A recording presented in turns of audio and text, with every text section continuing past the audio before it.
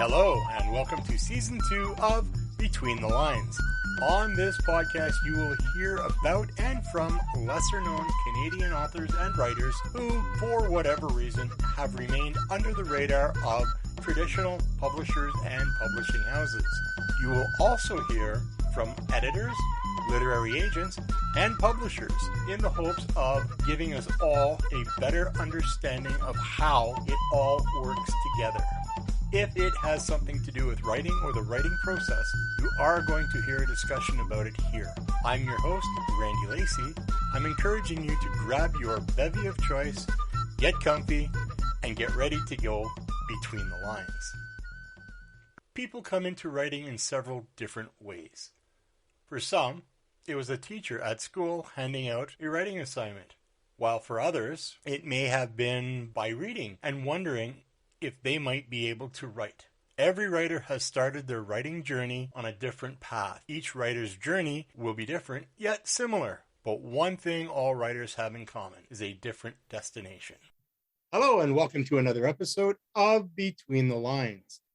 This time, I will be speaking with Joe Giampaolo about his latest book, which is called The Reader's Companion to the Hampshire Stories series, Illustrated, Life and Literature in 19th-Century England. That's a mouthful, sir. Hello, Joe, and... Hello, Randy. Hello, everyone. How are you? Any better? I'd be twins. Very well, very well. It's good to be here. Thank you so much for inviting me. It's a pleasure. I heard so much about your podcast, so it's an honor and a pleasure to be here and tell you a little bit more about my books. And thank you again for inviting me. Well, yeah, just wait till we get going. You might not say the same thing when we're done. Joe, I wonder if you'd take a few minutes and introduce yourself, say a few words about who Joe is and where you're from and that kind of stuff. Sure. I was born in Rome, in Italy, 59 years old. I came to Canada when I was about 16, so a long time ago. So I spent most of my life in Canada. Went to university, I got married, and I have a wonderful wife and two beautiful children. They're adults, so they're 30 and 20 years old, and we have two lovely dogs, Suka and Buddy. I started writing about 4 or 5 years ago, just for fun. I was at home, so I'm retired. And it was a great way to spend the time.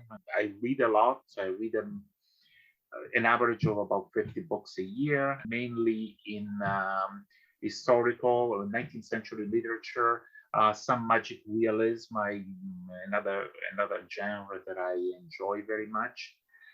And that's it. So I started writing about a couple of years ago, and I published my first book, Hampshire Stories, a collection of tales set in 19th century England, about a year and a half ago, in August of 2020, if I'm not mistaken. And I'm now on May 1st, I will be coming out with my fourth book. We'll talk about your books in a little bit. Of course. So is that all you want to share? Sure.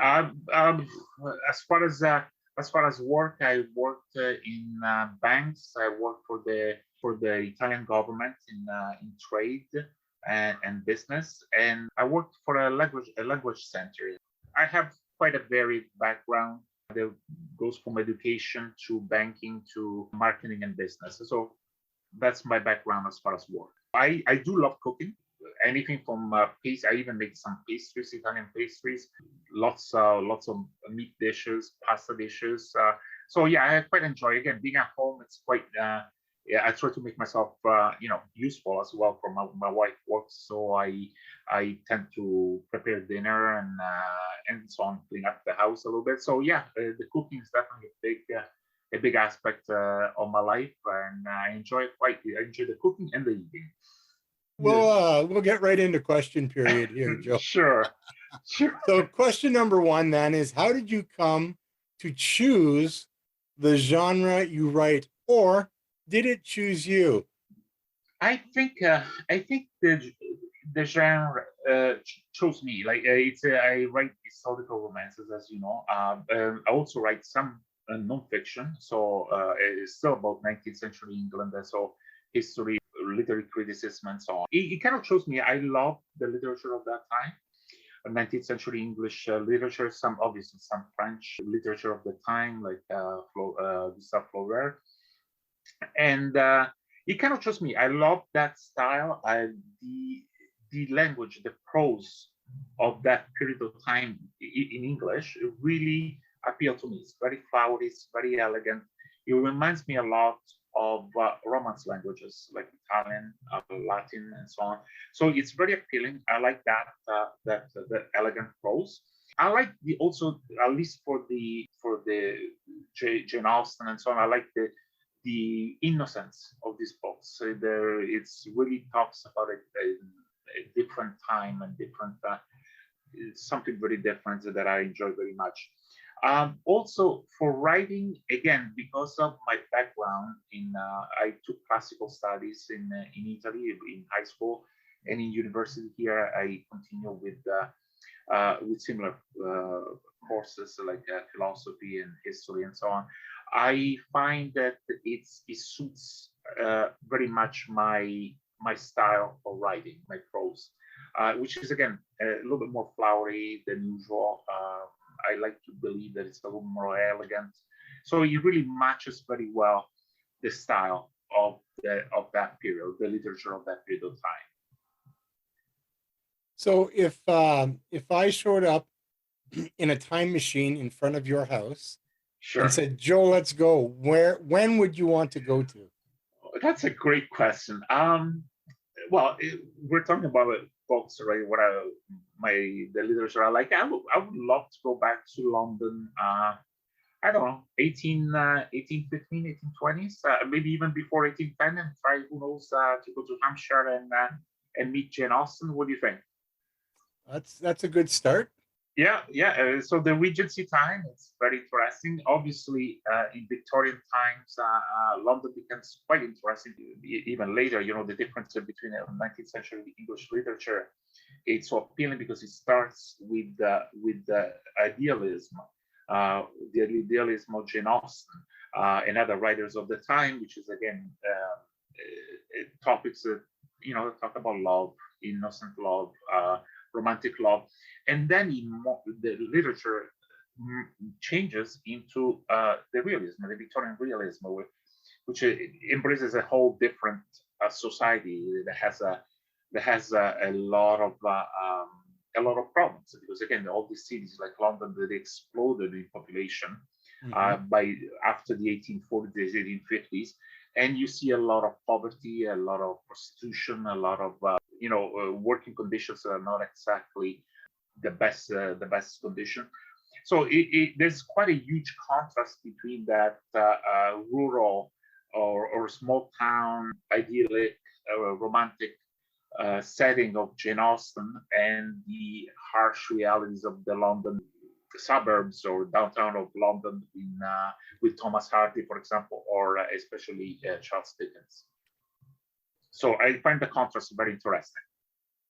And as a writer in those times, things would have been a lot different because obviously they didn't have light bulbs, and so it would, right, the element of your workplace or your workspace would have been a little different because you have your daylight, and then you've got your torches or whatever they used in the period, right?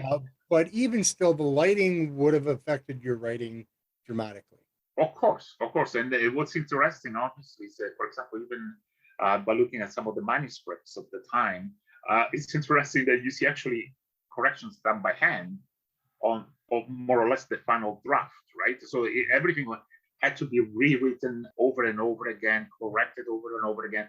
So it's definitely a much bigger task than what we have today with the computers. Obviously, at the time they used to use they used to use, they didn't have pencil, they used a pencil or a plume or whatever they called it. So it's interesting. Yes, definitely a much more difficult task than we have today. Do you think you would have been at home as a writer with those conditions? You know what? Sure, because something, I love reading. I do read about an hour and a half a day, and if I could, I would read even more. Yeah, obviously reading by candle is not the best thing.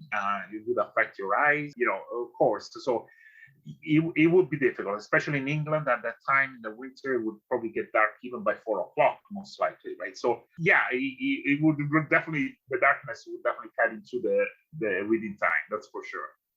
But then again, a nice fireplace, right? A nice a glass of port, right? And here you go, right? And then you have a nice book and you're all set. Well, you can still do that today with your tablets, though. But anyway. Of course. Question number 2. Do you think it's important for anyone who thinks they're a writer to get education for it? That's a great question, Randy. Let's start with the idea that, obviously the more, the more knowledge, the more education you have in any field, it's definitely not going to hurt, obviously. There is something that, for example, a teacher can explain to a student much more quickly than if you would have to learn it by yourself, especially in certain fields like philosophy, which can be very, very complicated. But in literature, they can explain all the points about how to develop a plot and so on. Having said that, I don't think it's necessary. I don't have a huge background as far as writing. I've taken many courses in creative writing on the internet and from various schools. So sure, it helps. It gives you an idea. But I think the most important thing is actually reading. If you read a lot, you're going to learn all those things as well. You're going to learn from the best, right? You're going to learn from the actual authors. So I don't think it's necessary. Maybe a couple of courses just to give you a rough idea of where you're going, how to do everything very quickly will save you a little bit of time, and then just read as much as you can. Again, education is not important as much, but definitely you have to know what you write about. So you have to have a good background. Again, that you can achieve with reading, by reading the books. I never read an historical romance written in modern time. I only read literature from 19th century. First of all, because I like it better. I like that time. Like I said, I like the prose of that time. But also it gives you that historical background, that historical accuracy that you have, when you study, when you read the Jane Austen, you're going to know exactly the historical appropriate events and behaviors, historical backgrounds and so on. So yes, reading is the main thing. At least it was for me. What about writing a historical fiction set 40, 50, 60 years in the future, looking back to today? That is a great question. There are actually a lot of writers I know today that do that, right? Okay. That deal with this with the historical romance, and they go into the future and so on. It's something that I would love to do because like I mentioned before, I love magic realism as well and science fiction. So merging the various genres sounds amazing. The only thing, I would not do it with this series. I would have to create a different series because this series that I have, the Hampshire Stories series, I really pride myself on the historical accuracy of the stories. So again, even the prose would have to be quite different. So yes, starting a different story or a different set, that would be great. I would love to do that, and maybe I will do that in the next few years. So I'm going to ask you to finish the following sentence and then explain why. All right. Sure. So Sure. I wish I had written what book? Madame Bovary by Gustave Flaubert. Again, we're talking about 19th century literature. This one obviously is French. The book is just it's the quintessential historical romance. So the 19th century romance. It has everything. Yes, an incredible passion. It has romance. It has various social aspects, especially, the changing role of women at the time where they were, where they had to deal, they always had to be very proper. And so here we're talking about having extramarital affairs and dealing with that aspect of and the society response to that. So a fantastic book for the time. And now I'm not too sure what the time. I think it was 1850s, something like that it was written. So an amazing book. I couldn't put it down. I've read it already 3-4 times. I think it's the most wonderful book of that century. Moving along then, Yes. Have you ever read a book and thought to yourself, hey, I could have written that book? And which book was it? There are a few. If we're talking about historical romance, again, I would have to go with Madame Bovary, but also Emma by Jane Austen. I think that it's something very similar to what I write. Those are or even Thomas Hardy. Any Thomas Hardy's novels. I always looked up to Thomas Hardy, and I think I always try to imitate his style, his prose, fantastic. If we get out of that genre, I would have to pick probably Jorge Luis Borges' fiction, which was written in 1944, I believe. It's a set of short stories, and again, thinking about the time that it was written. So we're talking about the Second World War. It has aspects of science fiction, of psychological thrillers, of mythological creatures, of different dimensions, different worlds. So again, something like that wasn't very common at the time. Sure, we had Brave New World, I believe, by Huxley's maybe 10 years before, or something like that. But again, something very different, very new. It is amazing to have the ability, the creativity, the fantasy, and the skills and the talent to create that kind of a book. Doing it at that time, it's unbelievable. It's stunning. So again, we're talking about 70, 80 years ago. So quite a different society, quite a different life. They didn't have the technology that we have today, the computers, all the science fiction movies and books that we had in the last 70, 80 years. So it's really an amazing book. Of touch, taste, sight, smell, which one do you incorporate into your writing the most? Okay, so once we talked about this in the past, and you caught me with this, so I'm gonna change my answer. Well, let me put it like this: I'm gonna go still with sight, but with a little bit of a difference. Sight is important. So in order to set up the scene, when you're talking about especially historical romance, you want to set up like when you enter a room, you want to give an idea of the room. At the same time, I always loved using a smell as it has a very strong sensory appeal. For example, if somebody's walking in the park, you talk about the smell of the dew or the rotting leaves in autumn, in the fall. So I would try to use as many, if not all of them, to create to bring the reader into the book, into the scenery that you're trying to describe. Again, like we were talking about it, like you mentioned, you made a very good point. There's some people that cannot see. So how do you appeal? How do you create the scenery? How do you set up the scenery for them? So again, using other sensory topic, you can create the same thing. So maybe by like we were saying, by using touch, by using a smell. So again, try to use as many as you can. Obviously, with not every time, like a few times during the plot in the most important scenery. I would think most people who suffer vision loss or are blind have a good sense of imagination. They would have sure. So sure. It wouldn't be a stretch to bring anybody up to speed on what you're trying to describe or say. Right. But it is a forgotten element within writing because with today's technology, the blind can read, whether it's audiobook or what have you, right? Depending on the level of their vision. And I have to thank you very much for bringing that up in a previous conversation to make me aware of that aspect. To be very honest, I did not think about it too much, but it's an important point. And like I said, as I mentioned in our conversation, I would definitely look at some audio tapes in the future for my books, and maybe even do a little bit of editing where some of the information is very visual, and maybe change it slightly to some other sensory feel, like the feel or what have you, to give the same sensation, to give a feeling of the scene that I'm trying to set up. How many writing projects do you have on the go at any one time? I try to have. I usually have 4 or 5 things going on at the same time. I do not like to concentrate from start to finish on one project. I like to have, certain days I decide I have I want to write poetry, and another day I want to write about try to write a couple of chapters in my dystopian novel that I'm creating.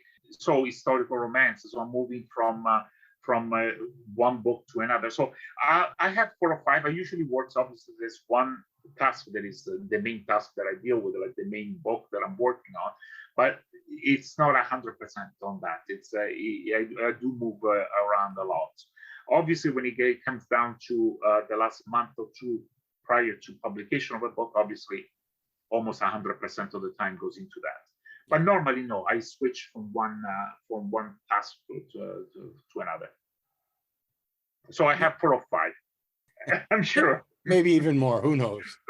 Being a writer of historical fiction, how much research did you do, and where did you start? Like with clothing, or how they talked, or the food they ate, etc. Fantastic, excellent question. Again, I briefly mentioned it before. The best way to learn about life and tradition and in an historical accurate setting of the time is by reading the books, the novels of that period of time. So again, as I mentioned before, I do not read modern historical novels. I might pick up a couple of books here and there that I'm sure there's some that are excellent, like Bridgerton and so on. But they don't. Even Bridgerton, for example, has a lot of historical inaccuracies in their movies and the books. So again, if you learn from the writers of that time, like Jane Austen, Harvey, Dickens, the Bronte sisters, you immediately have the historical background that you need. So they'll describe the clothes, So for example, if in the Jane Austen time, they did not use crinolines, but they used them later on in the 1830s and up to the end of the century. So you see the patterns of the teacups, you see the type of tea, you see how the rooms are set up. So you can pick up all of that. And I actually started collecting all this information in a manual, that you was gonna be a guide for me. So I learned by reading all those books. Again, I read at least I would say 70 or 80, 100 books from that period of time. So I learned that way. Obviously, watching movies, watching TV series, it's always very helpful, and also the internet, obviously. But I try to be as historically accurate as possible, and I do that by reading the books of that time, the novels of that time. Excellent.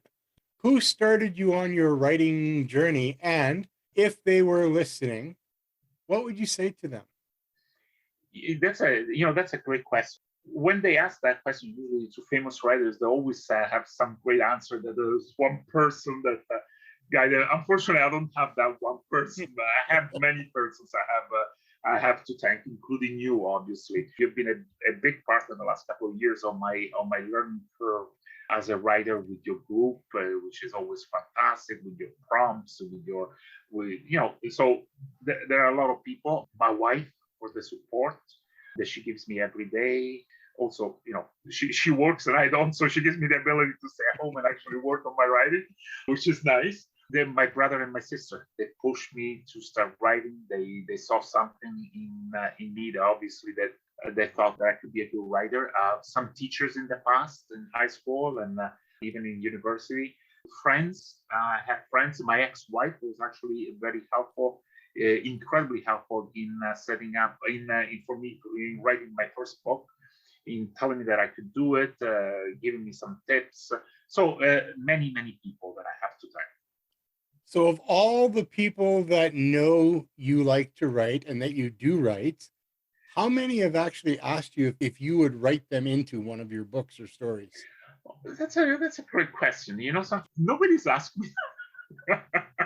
Nobody's asked me that. But I do think of a person when I develop a character. Now, it's not going to be 100% like that person. It's going to be maybe the physical aspect is going to be of one person, and the character or the behavior is going to be of another one. So maybe they're a mix of people. But yeah, of course, there is some personal experience that goes into writing, right? So again, maybe you think of an old friend or somebody that you met on the subway one day, who knows? So that they give you some ideas on how to develop a character. Yeah, but I do attach it to some people. So, for example, if you look in some of my novels, some people will look like my wife or will look like some other friend or my brother or what have you, right? Or maybe a character in the books, right? Even, obviously we don't want to steal ideas or anything like that. But you might use a character as a big idea for one of your characters. Well, with that being said, then has anybody read your books and went, it reminds me a lot of me? No. Nobody has. Thank Not God. yet. Not yet.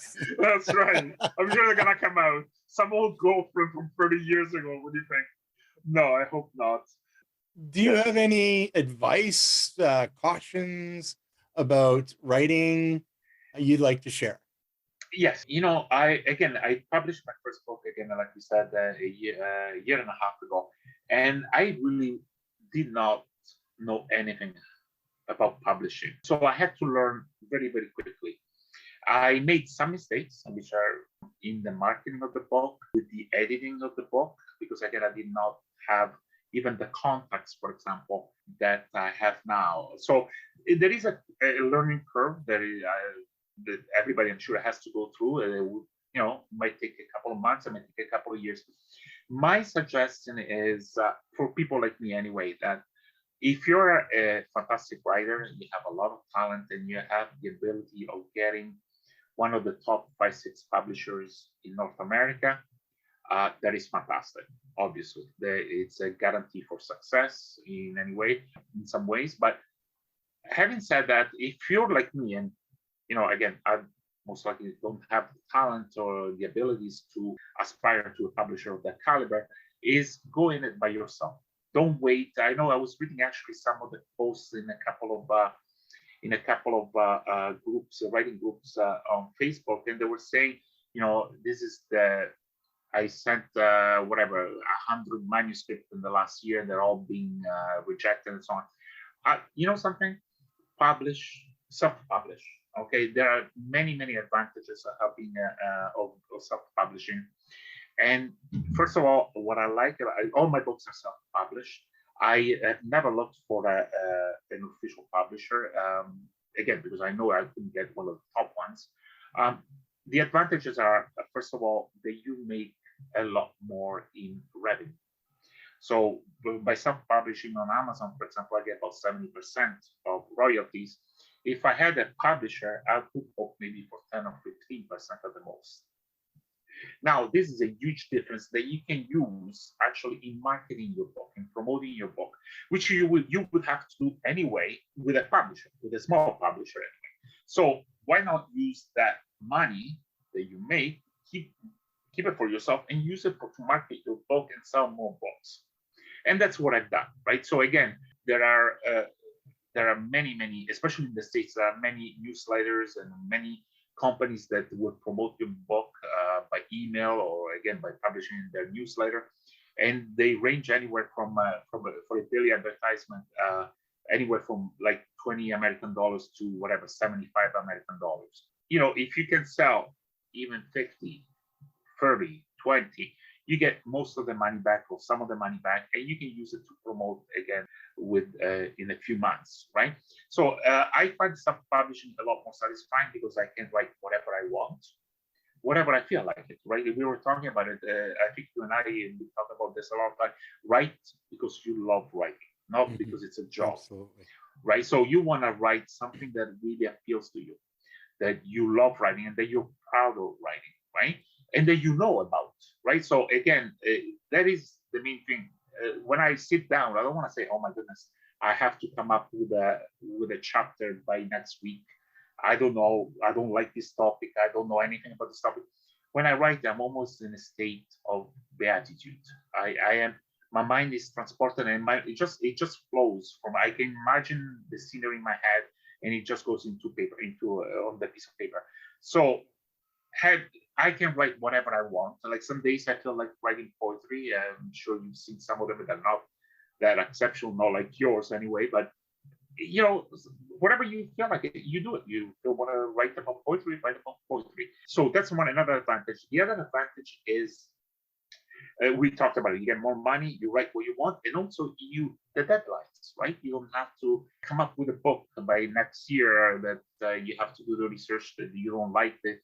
So I see a lot more, many more advantages in own self-publishing than in publishing with a small publisher. And some of the results, as you know, kind of support what I'm saying. Like, for example, all of my books have been in top 100 bestsellers on Amazon in Italy, Canada, United States. Today, even in England, the last book is in the top 100, and in the States, it's number 2 today. So I haven't even done any major advertisement for that book in about a month.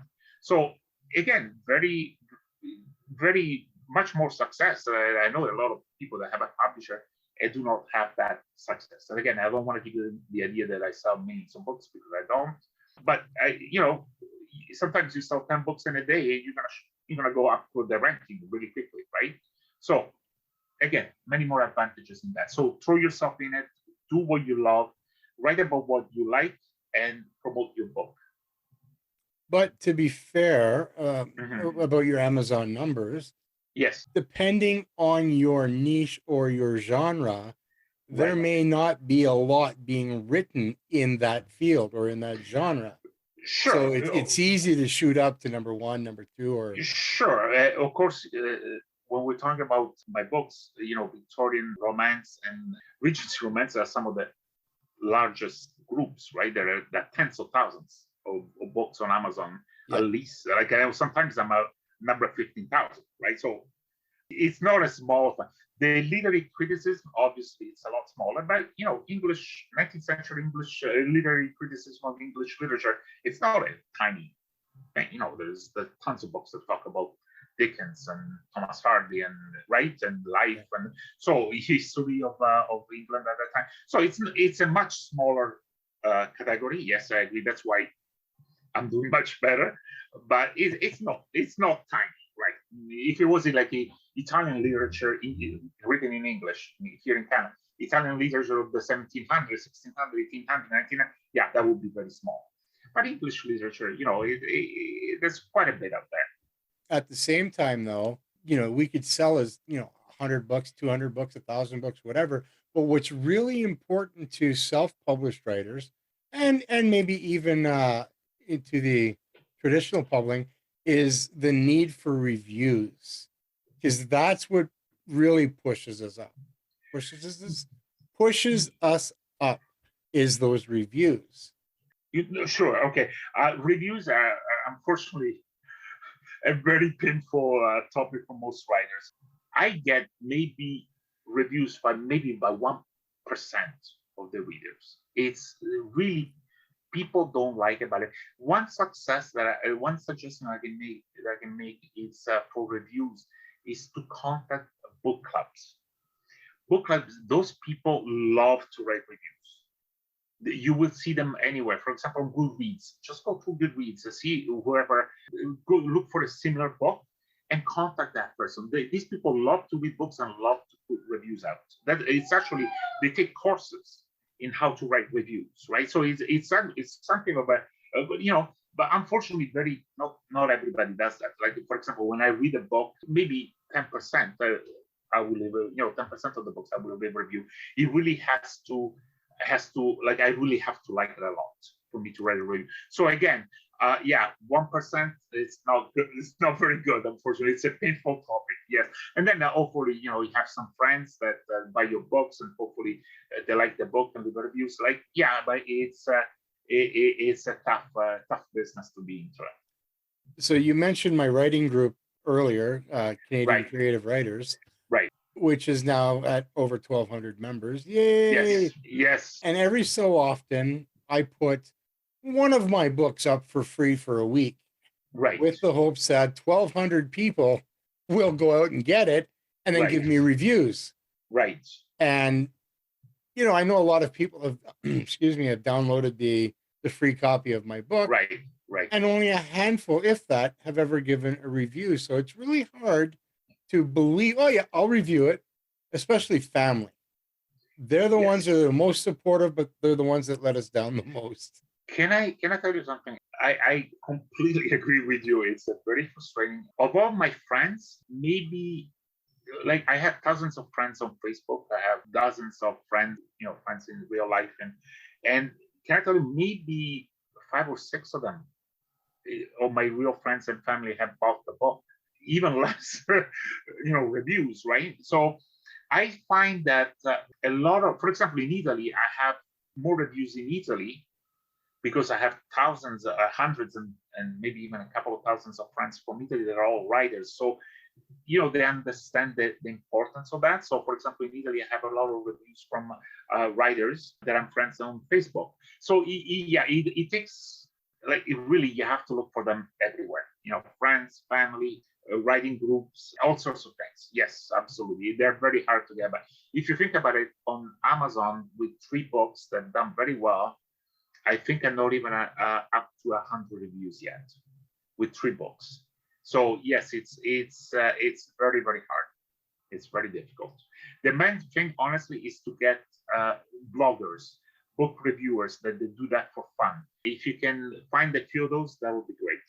You mentioned Goodreads. I'm still trying to figure out how to work that. You know, I asked my wife to do that for me, actually, so she did a good job. Yeah, we were talking about it another time, actually. I'm totally useless with technology. You're much more advanced than I am. I basically use Facebook, and that's about it. Again, I'm not obviously a top writer or anything like that, so I try to do 1 or 2 things very well instead of doing 10 of them not so well. So I'm concentrating. I basically promote my books in 2 ways: Facebook and newsletters in the States. Unfortunately, in England, Italy, and Canada, we don't have anything like that, or at least I'm not aware of them. Mm-hmm. So it's a lot harder to actually sell books. Even though, again, I've done quite well, but in the States, it's very easy. Lots of newsletters, lots of companies that will advertise your book. So, Joe, that was a beautiful segue into part 2 of this conversation, which is entitled Shameless Plugging. I'm sorry, shameless? Shameless plugging. Okay. So, question number 1 is, what works do you currently have in publication? So plug your most recent book, but be sure to mention them all. Okay, great. Okay, I'll start with we'll start with the one that is actually coming out. It's on pre-order right now, and it's coming out on May the 1st. The Master of Manner, and it's fiction. It's a Regency romance, and it's a wonderful love story set in the 1820s in a little town, Blackwater, in Hampshire, which is basically the scenery for most of my stories. It's wonderful. Even as a pre-order, it's already made the top 100 in Italy and Canada on Amazon. So it's doing very well. It's a lovely story, and everybody will love it. I've had very good feedback about it, so I hope it's going to be the best book. The last book, which just came out a couple of months ago, is doing extremely well, and it's a little bit strange because it was kind of an afterthought for me. It's a non-fiction, but we talked about it before. It's called the Reader's Companion to the Hampshire Stories series, Life and Literature in 19th-Century England. So it's a fiction book. It's something that a non-fiction book, sorry, and it's something that I did more for fun. I had most of the material on my manual, so like as I mentioned before. So I said, why don't I put something out? I had a couple of months where I wasn't doing too much, and I put together this book, and it's doing amazing. It was #1 in the States. It was #1 in Canada in 2 months. Today, I mentioned again, it's #2 in the States, number 57 in England. So it's doing very, very well, and it's fantastic because it's a different type of writing, like we were saying last time. It's fiction. Fiction is much more creative. Obviously, it takes it takes much more creativity, it takes much more talent, it takes much, you got to really be careful with the writing, it has to be historically accurate. So it said that nonfiction is very easy. It's just a matter of research.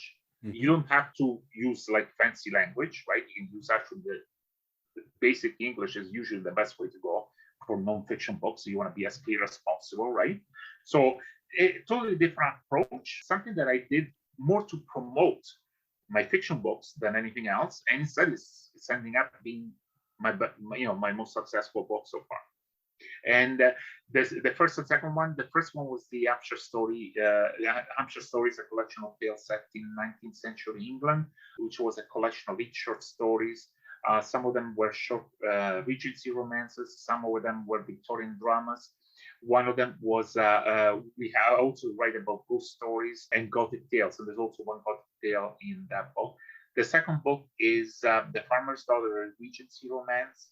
And again, it's a lovely love story. So again, so far, 3 fiction, 3 Regency romances and Victorian stories, and 1 nonfiction, literature and the history of England of that period of time.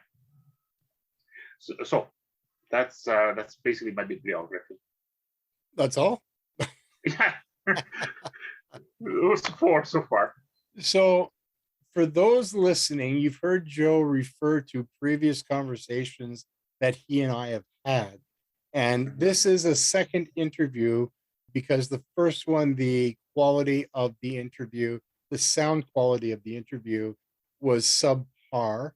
And so we agreed that instead of forcing you to hear or try to hear what was being said and whatnot, we decided to do this over under different circumstances. And so that's what he refers to when Joe mentions previous conversations. So, but also we do talk on Facebook once in a while. Yes, so we do exchange on posts on your group. So we do chit chat a lot. Yes. And Joe's also bought several of my books, and I've purchased several of his. And yes, of course. He's left reviews. I haven't read his yet, so I can't lie. Or listen to them at least. I hope you enjoyed them too. Oh, I probably will. I mean, I hope so. I think I would probably enjoy it more knowing that you wrote it than anything else. Because it's not a genre that I'm curious about, but in support of you, I would read it. But also, I find you're perfectly right. I find that when I read a book, somebody that I know, like a friend or somebody that I know, it does hit you more because you almost see why they wrote that, or you can see part of his personality or her personality flowing into the poetry or into the book. So yeah, and knowing that person is actually very interesting. Makes the book a lot more. It brings the book to a different dimension. Well, let me ask you this: then you've read my poetry. Yes. Through reading my poetry, how much more do you think you know me? Well, there's a lot, obviously, that you went through in life, and you mentioned also as talking, but also there's a lot of hardship that it comes out through. There's emotional, very emotional at times. So there's a lot. There's a huge psychological aspect. Moments. There's a lot about what I can imagine your past being from what you told me it was, that I can see. Yeah, of course, it's very, I wouldn't say biographical or anything like that, but there's a lot of the emotions that you must have gone through during your life. That being said, how much of yourself do you put into your books? Not so much. Obviously, there in the protagonist, usually there's some aspect of his personality that I see in myself, obviously. Joe, I like to. The perfect answer there would have been, you'll have to read to find out. Exactly. You're right. So read and you tell me. Exactly. Do you presently have anything you're working on? And if so, how close is it to being completed? Okay. I'm working right now on 3 things.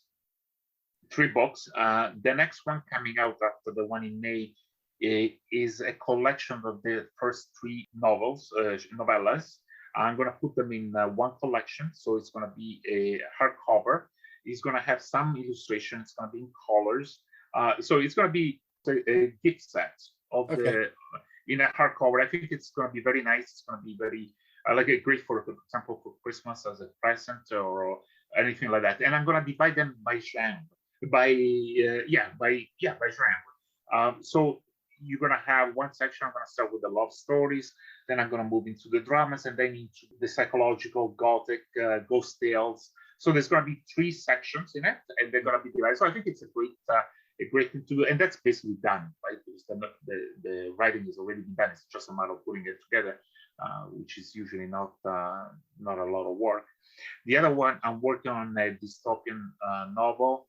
I do not know if it will ever be published, but I love that genre, and I'm trying to write. So I have a few chapters in that, and I started my 4th fiction book, very much at the beginning stage. Let's say I wrote maybe a couple of chapters. So those are the 3 things you're looking at. So one more publication by the end of the year, the collection, maybe another fiction next year, another novella next year, and the dystopian novel, we'll see. One day. Wonderful. So there's not going to be any shortage of Joe.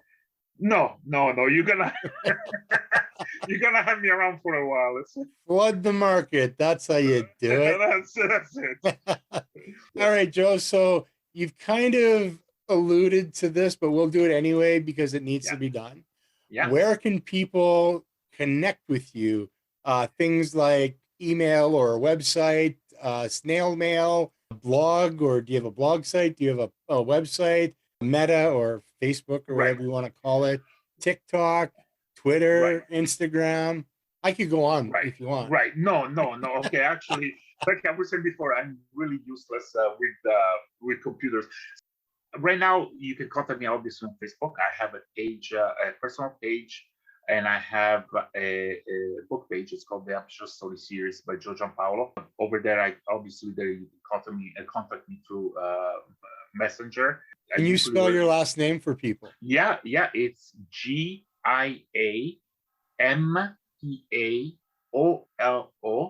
and Joe Joe, and Hampshire Stories by Joe Giampaolo. And you can contact me through Messenger.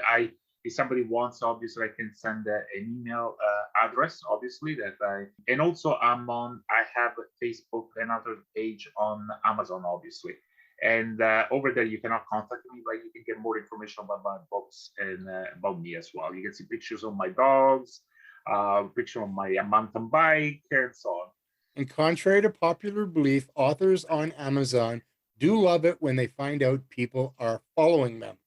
That's right. So I know you follow me, right? So on Amazon. You bet. All right, and I believe I follow you. No, I'm you do. Okay, good. It's important for authors. I mean, you know, maybe it's a little bit of personal gratification that, hey, somebody's following me. You know, it's the smallest thing, but it means a lot. But not only that, there's actually a very practical aspect to it, because for example, when I came out with my second book, all the people that bought my first book on Amazon got an email saying that I came out with my second book. And a lot of people, maybe sometimes, we haven't talked in a few months, so they didn't know I was coming out with something. It's a great way that they advertise your book, right? You bought the first one, you might be interested in the second one. Here's the email from Amazon. And they were all very surprised. I said, that's great, So again, they do even some of the marketing for you. And if you sell a little bit, I think if you have over a certain number of sales, so I don't know, around maybe 100, 200 books in one country, or if you have over 30 or 50 reviews, they do some free advertisement for you. So you can use Amazon quite a lot for promotion. Absolutely. It's a fantastic place. And again, you get 70% of the royalty. So you can't go wrong. Nope. God bless Amazon. And finally, Joe. Yes. Do you have any parting words of wisdom? Parting words, yes. As a writer, you mean, or as in life, in writing, in loving, whatever. Let's do both writing and life. In life, something we're mentioning about your past. I had, little bit of a tough life. Well, I don't want to exaggerate, but I had my up and downs. And something, just believe in yourself, do something that you like, and possibly creative, if not whatever, and love people, love your wife, your children, your friends, spread positivity, love, kindness, and it will come back to you. It will come back to you, and that's why. And be happy with yourself, because if you're happy with yourself, you're gonna amaze yourself how far you can go, how many things you can do. For writing, I mentioned it before. Don't wait around. I see so many great writers on your group and other groups, and they wait for years, 10 years, writing the book, then 10 years trying to get it published. Go right into it. Self-publish. Learn the ropes really quickly. There's just a few things that you have to know. A good editing, like we talked about it last time. Learn where to promote your books for cheap, and that's it. And then you'll have success. And like you said before, when you create a book that you love, that's the most important thing. You don't care if you sell 100, 200, or 500. So write what you love, believe in what you do, and promote it, and the people will see that, will like it. To add to that, though, you said write what you love. I would counter that or add to that. Write what you love, but love what you write. Very good. Very good. Excellent. Excellent. Very good point to sum that up. Very good. Joe, again, this has been wonderful. I've enjoyed every conversation that we've ever had, but I think putting it in this format for other people to enjoy is even better. I've gotten to know you more. I've gotten to understand you more. Well, because we've done this twice. But no, I get a kick out of interviewing people, and this experience with you has been fantastic. Thank you for your time. Thank your wife again for lending you to me for however long we've been doing that. Hello, Maria. Randy, I want to thank you so much for everything that you do, for all the members of the group. You put your life, your time into it, your talent, your everything, your sense of friendship, and it's fantastic what you do. I really appreciate the possibility that you give people like me the chance to talk about our books, our lives, and you do it with, again, you're a good person, you're a fantastic person. I'm honored to be your friend, and I'm honored to be here with you right now, and I thank you again. Good night, Joe. Have a good one. Thank you. You have been listening to Between the Lines. In future episodes, I will not only be speaking with Canadian authors and writers, I will also be speaking with those from the other side of the writing industry, editors, agents, and publishers, in the hopes of getting a better understanding of how it all works together. If you liked what you heard, hit the subscribe button to be notified of new episodes and content. Send all your comments, suggestions, or any questions you'd like to have a guest answer to me at randy.bplpodcast@gmail.com. Be sure to visit me at www.therandylacey.ca. While there, look for the Buy Me a Coffee button to help support the podcast. Thank you for your time and your ears. Tune in, be inspired, and write on.